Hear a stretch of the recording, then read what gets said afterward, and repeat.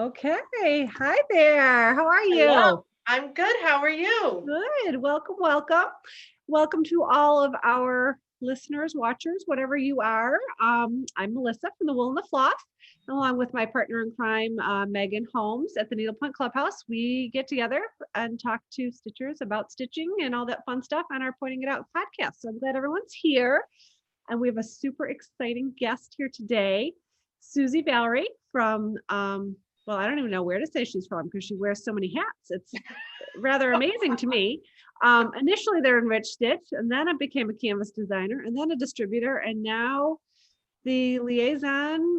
I don't know if that's the best word to use for the virtual market, along with Christine Keston, right, from CVK. Yeah. hmm Good, good, good. So welcome. Thank you for sharing your time with I'm us. so glad to be here. Yeah. So, that was my little quick and dirty intro of you, but why don't you talk to us about how you ended up in this business, how it's evolved, and where we're heading in the future? So I got into the business 8.5 years ago, almost 9 at this point. And this needlepoint shop I was going to was closing. And I thought, what am I going to do? So I figured I always wanted to have a store. So I opened a shop. That's kind of Uh, how I ended up here. I was just the last one who said not it when my owner was closing. So, yeah. I was like, what am I going to do? I'm the biggest needlepoint addict there is. So I've had the shop for 8.5 years, and then about 4 years ago, I went into wholesale and I licensed some artists. And then 3 years ago, I purchased Amanda Lawford's company when she was retiring. And then I started painting. I did not know I could do this. that's amazing. I thought that you started painting first, but all your licensed artists came before, not all of them, but some of them came before you got brave enough to do it yourself. Yes, yep, the license stuff came before. Okay. Amanda really taught me how to paint on needlepoint and how to also translate the licensed artwork onto canvas so it's stitchable and it works Right. right and everything. So there's a lot that goes into that. For sure. Um, it's not just sending a picture in if you want it to look right. Right. Um, I have wholesale and retail, and um, a wonderful staff, thank goodness, because it's been crazy here and couldn't do it by myself. And then back, so now I'm one of the coordinators for the virtual show, um, and with Christine from CBK, and I think it's going to be great. So that Awesome. yeah. So let me ask you, how did you get connected with Amanda? Was that just from being a shop owner and being at market?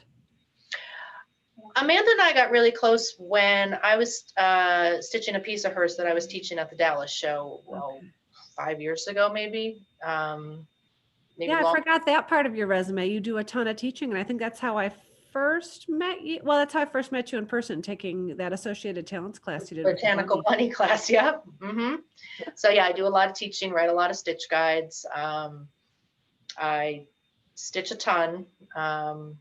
Not as much lately. I got a few too many other hats going on, but it goes in and out of phases. Yes. Um, so yeah, that's how I became close with Amanda, just talking and stuff. And Amanda also lived in New York at the time, and she was the very first person I met in the industry. And she came up with suitcases full of canvases before I opened my shop and let me shop that way. And Wow. I was just, my mind was blown. So that's kind of how we became friends. And then, yeah, but when I really started teaching that piece, and stuff like that. And Well, that's what's so great about this industry is that I feel like for the most part, with very few exceptions, we all bend over backwards to help each other out. Um, absolutely. and I don't think that there's that many industries where everyone is more cooperative rather than competitive, and that's really nice. It is really nice. It's like a big family. I always say when we go to the shows, it's like the family reunion, Yeah, and because we're a small industry and everybody knows each other, or of everybody, right. and it's great. Yeah, people Well, are very that's what's going to cool. be really sad this year is like, and I think we can get into talking about historically, but for those, obviously, most people would know this, that even though you and I don't talk that much throughout the year, other than on a business to business basis here and there, we have dinner every Saturday night when we go to market in Yes, Dallas. we So, do. yeah. Yes, we do. We go with Melissa Prince and Deb from Stitcher's Garden, and whoever else we've got with us, our girls helping us out. So yeah, that's one of my favorite parts of going to the show, is the out to dinners. Yep. So Well, it gives us all a chance to network in a relaxed atmosphere, and it's just really great. And so we're going to miss that a little bit this year, but I think I'm trying to remember that class that that market that I took that class from you might have been my first market. So I came into the industry in 2010, 2011, something like that. But just working here and teaching, and was fortunate enough to go to market with my old owner. And I think that's the first time we met face to face, although I'd been a customer of yours before that, because, even if you work in a shop, you're customers of everyone's. So that's all fair game. But I know that you, from talking to Amanda and probably other people in the industry, have heard lots of old stories. And I've made a point this week to reaching out to a couple of the industry stalwarts, to just kind of get stories about how shops bought canvases up until this time, because I think it's interesting to see how it's all evolved. So what do you know on that front? what do I know? Well, I mean, there's been shows going on for, I don't know. I mean, Amanda's told me, I mean, they've been going on for probably 30, 40 years at least. There were reps before that who would come and show you canvases and you would order. There was, what's the show they always talk about? Something in Phoenix. There was a big show back in the day that was not TNNA related. I don't remember who put it on. Yeah, when I was talking to Carol, she kept throwing out this three-word name that sounded like a bit French, but I'm probably going to make a fool out of myself by saying that. And I couldn't quite catch it when she was telling me about it, but that's probably what you're referring to. Probably. It was a cross stitch. TNNA's was around for a long time, and it, really provided a place for designers to exhibit, and especially if you were new and people didn't know you, that was how you got your name out there and your designs. And as a shop, it was fun, it was exciting, it was, it's easy because you would just walk around and just order, and it wasn't cash and carry. It wasn't cash and carry like Dallas, the Dallas show is, or Orlando, but I just remember my first show in Long Beach. And actually, it was funny. I ended up on the same flight with Amanda. So I guess that's kind of, this all sort of was meant to be. Right. And I just remember being so excited and waiting outside the doors, and you couldn't get into the exhibit hall, and everybody's waiting, and you could go in and get everybody chatting, and the volume was loud, and it was great. Sure. I missed that. Carol Gantz and a couple other people and I were, like I said, I made kind of a point to reach out to some of the people that have been around a little longer than you and I, because sadly we're kind of young for this industry, which I think is rather hysterical. But yeah, I'll take it when I can get it, because I'm not young anywhere else. But exactly. So she was telling me that TNNA actually started in 1974. And it was because a bunch of the yarn reps who had been schlepping suitcases from shop to shop, including suitcases of canvases, because they were selling yarn, and then they started selling needlepoint canvases out of their suitcases. And of course, that was a whole lot of work. So a bunch of them were in New York for some meeting, and they all decided that they needed some sort of organization. So it was kind of like written on a napkin in a bar. Like, it was not like a lot of thought. It was like just an aha moment for all of these people, which I thought was pretty awesome to hear about. And then it was in the late 70s, she was telling me that the painting services started.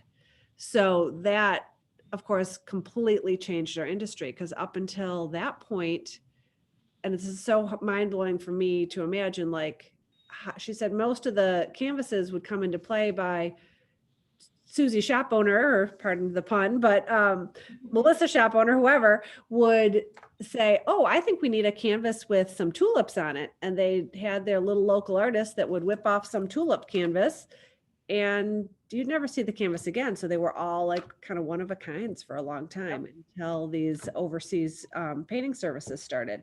And then even that after that, she was saying this, they would come with the suitcases like you and I were talking about, even when they still had these shows, but the shows were super regional. She was telling me, like, when I first started, I went to Phoenix and San Diego. I don't think I was in Long Beach, but a lot of the California shows from Michigan and you from New York is a very, long trip. So at the, historically they were very regional shows where like you would go to a New York show, I would go to a Chicago show, all the California shops would go to San Francisco or San Diego or wherever what the show was on that year. And they first started out she was saying they were like in like big ballrooms at like hotels. And then it evolved into the convention center show, which is, I think, about the time you and I arrived on the scene. But in the meantime, the other thing she said was with the suitcases, that it got to the point where they would come with the suitcases and it would be people from like a lot of the thread houses. And they would have a couple of canvases with them. And then they'd bring a stack of photographs, which is so hard for us to like, like not even like books of photographs, just like a stack, and you'd like sort yes, no. It was like, a deck of cards almost. And that's how you did all your ordering.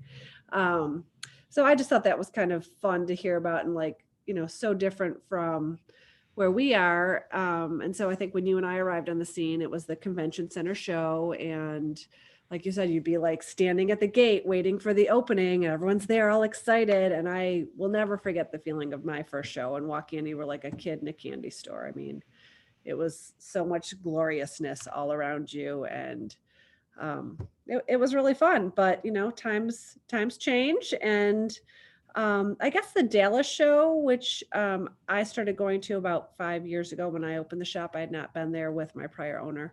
And that's more for those that are not aware, that's more of a hotel-based show where we as an industry take over a hotel, usually kind of like an embassy suite style where, you can see all the rooms from outside. And that, my first show there was really fun too, because like your beautiful background behind you is what the front window of all of these hotel rooms look like.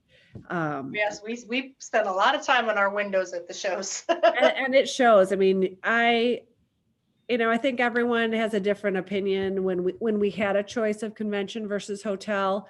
Some people were like all about the convention hall and some people were all about the hotel room. I loved it all. And I mean, this is just a fun industry. Like, how can you not love everything we get to do? But yeah, so, and Dallas is still continuing. And then Orlando started up, and was that, Christine calls that the spring market, right? Yeah, the spring needlepoint show. Yeah. Spring needlepoint show. I knew I had my acronym wrong.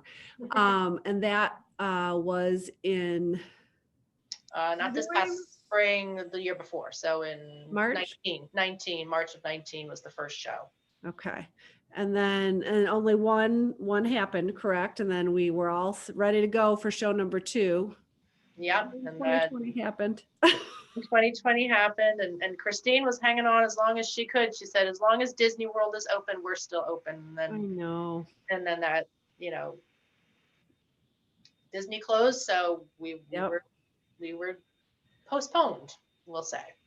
Exactly. And I give her so much credit because I am sure that the Dallas ladies I know and Christine I know work their cans off, and they're not benefiting from this other than, their own personal businesses, but they're not, I don't think this is not like building them a vacation home anywhere, I guess is what I'm trying to say. A lot of it's out of the goodness of their own hearts. No, a lot of this, I mean, in terms of the virtual show, yeah, we're doing it.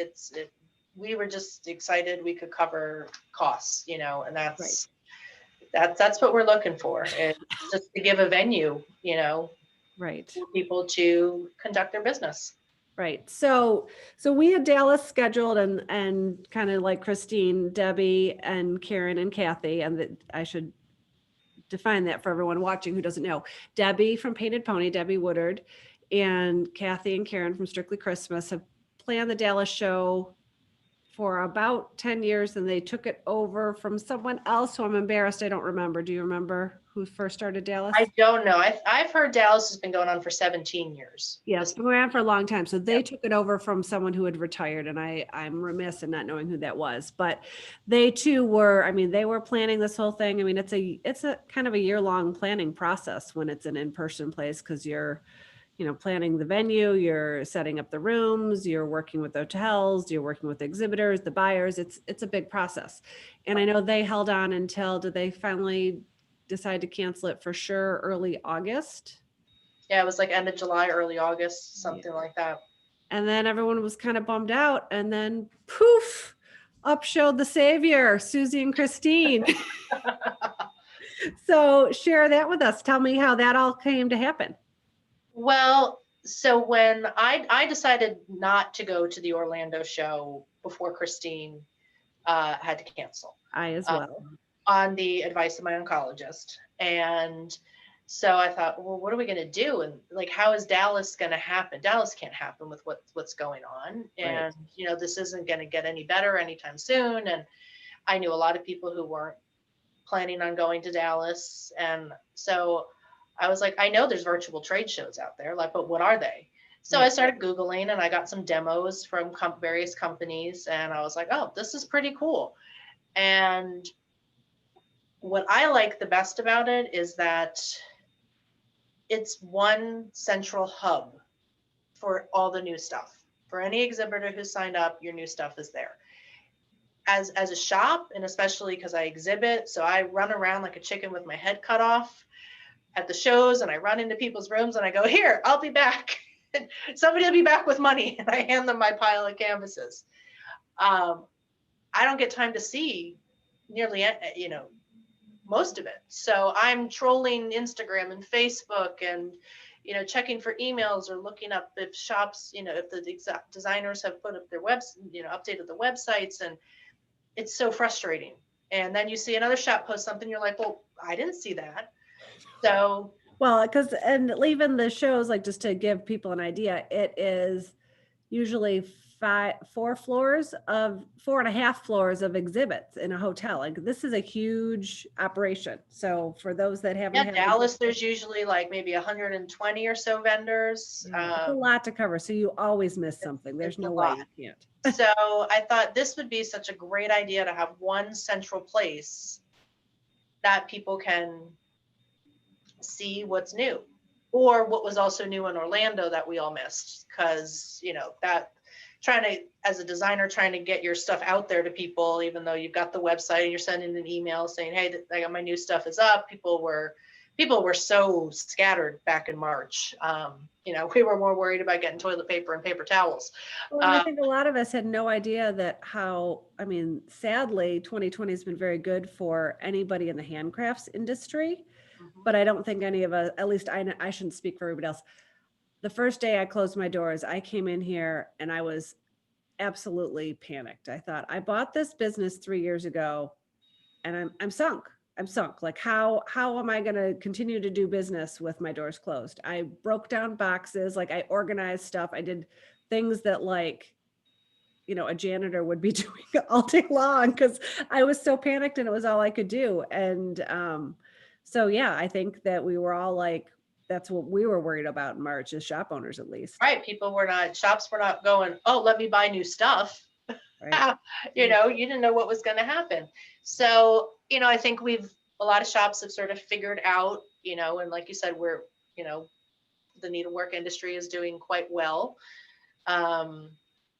Because it gives people something to do while they're home, and it's comforting and relaxing to people. And we all need that in general, but particularly now. Yes, for sure. And so I think it's, people are ready to buy again because they see, wow, I've been so busy, when you're going to get new stuff is another question with everything with the painters, which I know you guys have talked about before. Right. But that, it's frustrating to say the least, but there's always something good to be bought. I mean, look at the beautiful things behind you. I've got a trunk show in right now with gorgeous things. There's beautiful things out there. And if there's something special to your heart, This is not, I tell people all the time, this is not your medication coming to you in the mail. This is needlepoint, which is kind of sort of a medication, but you can hire a substitute in the meantime. So Yeah, exactly. Exactly. That's why you have a stash, right? exactly. Excuse me. So tell us a little bit about how this whole market will work, like define it in layman's terms for the shop owners, for maybe there's some buyers out there, excuse me, exhibitors out there that haven't signed the dotted line yet because they're uneasy about the technical side of it because some shop or some vendors aren't super techy, and what it means to our end customers. So the virtual show works like there's a main page that has all the exhibitors listed, and you can click on their booth, and then as an exhibitor, you go in and you input. It's actually quite easy once I tell you how to do it. Usually a phone call with me and you're like, oh, that was easy. Right. So I deal with mostly helping everybody out. Christine was dealing with the registration and everything because I went to Christine because I said I wear, like you said, I wear a lot of hats. I can't wear this one by myself. So so the exhibitors can you just input your pictures and you can put your description on there. You can upload files like your price sheets, or like I have things on mine that are for various retailers clubs that I've done in the past. Or like behind me, this one, that's a new retailers club. So there'll be like stuff that shops can just download instantly, and, pop right on Instagram and Facebook and send out emails and promote it right then. So the work is done for them. Nice. In terms of buying, buyers will, purchase like they normally would throughout the year from the designers, whether it's, email, phone, text, however you do it. So it's, I know a lot of people are looking for what's in stock right now. Some designers are putting on next to their thing, a canvas that says in stock. The only problem is it could be in stock at 10 o'clock on Saturday morning, right, and gone by 11 o'clock. So, but you can update your site throughout as time allows. Yeah. So, so there will be cash and carry per se, just it's going in the mail. So, so it's a pretty cool platform. It's very user friendly. We've had some glitches for sure. People, they email the invitation to, edit your page as an exhibitor. Sometimes gets into spam, or for some reason people aren't getting it. So, they email us and, Christine and I handle it and everything. Or, people have had problems where I'm like, okay, you got to use Google Chrome and stuff. So, but that's what Christine and I are here for. And we're just trying to make it, as easy as possible for everybody. So Google Chrome is the best platform, do you think, to use for buyers and exhibitors? Yeah, that's what we were told by the company to use. Making a big note of that here. So, so yeah, like I know for me as an exhibitor, I'm putting what's new for me, what's new from Amanda, and then I've got self-finishing boxes and things and stuff like that, and then I'm going to do what was new from Orlando. So I think that's what most people are doing. They're not replicating their website onto this. You can put a link to a website and things. And the other really cool thing about this that really makes it interactive is that, say Melissa pops into my room, a little alert will show up. It says Melissa McLeod entered your booth. And then you can enter and you can Zoom with me right then. You can text with me through the platform. So it is interactive, which is really nice. So how are you as an exhibitor? Well, what I'm having a hard time getting around, like, because we're not making appointments as buyers. So we're just popping in. And then what if we try to connect with you? We just hang out in your waiting room until we're admitted because you're with somebody else? Nope. I believe you can join in the Zoom call, and if there's multiple people, you can do a breakout room. Okay. So, or you might want to say, hey, you know what? Let me get back to you in 10 minutes or something. But what's nice about the Zoom is you can say, hey, what do you have in stock? I need bees, and I can say, okay, here, this is what I have, or I need cardinals, or I need whatever, and I can pull stuff out and show you. So just like I would do at a regular show, I have things grouped So, at the so are show. you setting up kind of like a regular booth that you would at a market that you're sitting in the middle of? You know, it's been a thought. I'm probably going to be in my office, which is in the back of the store where all the inventory is, because it's just easier. So Right. people aren't going to have a very pretty view behind me. They're just going to have stacks of canvases, but that's the But, easiest way to do yeah, it. you'll have But I good think data. some exhibitors, like Jan from Point to Point, was asked if people were doing that. I was kind of setting up a booth, and I said, that's a really great idea, actually. Go for it. So Right. we'll see what I can get done in the next, 9 days. So, but you can still sign up as an exhibitor and as a buyer. You go to the website, thespringneedlepointshow.com, and the registration forms are on there, or you can contact Christine at CBK. And she's, like I said, she's handling all the registrations, so it's not too late, on either end. And Is there a deadline for signing up? um, Well, it's probably going to define be. this. It starts next Saturday, correct? A week It from, starts the 24th. It's the 24th to the 26th, and I would say, so Saturday's the 24th. I would say by Wednesday, just okay, because we have to get out the email invitation to you, right. make sure everybody's logged in. We don't want everybody, people on Saturday morning going, I can't get in, or something, or I didn't get the email and stuff Right. like that. No, I So think there was, at least as far as the buyers go, I filled out a form that I sent in to Christine. But then I think there was some link, a secondary thing that maybe we were supposed to do that I'm not sure I accomplished. Is that true? she sent out a thing that basically, if you were going to have somebody else like shop with you at your store, just like Okay. you would register somebody, you just need to give them the name and that person's email address. Okay. So if So like only one you person can't give like info at Wool and the Floss for everybody, or so they have to have their own unique email Okay. to let them come and poke around. Good. Then I did drop the ball. The other nice thing is that the show is actually up for 3 full days. It's live from 10 to 4 on those days, Eastern time, Okay. where you can Zoom and text with people. But it will be up. If you want to go poking around at 2:00 in the morning because you can't sleep, you can do that. So that's the nice thing. So everybody's going to have plenty of time to look through everything, which is a change from Right. an in-person show for sure. For sure. And there is no cost for the buyers. There's no cost for the buyers. There is a fee for the exhibitors.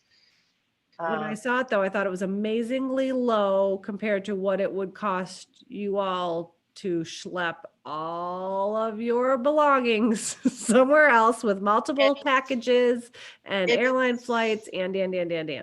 Oh, absolutely. We wanted to just keep it affordable for everybody.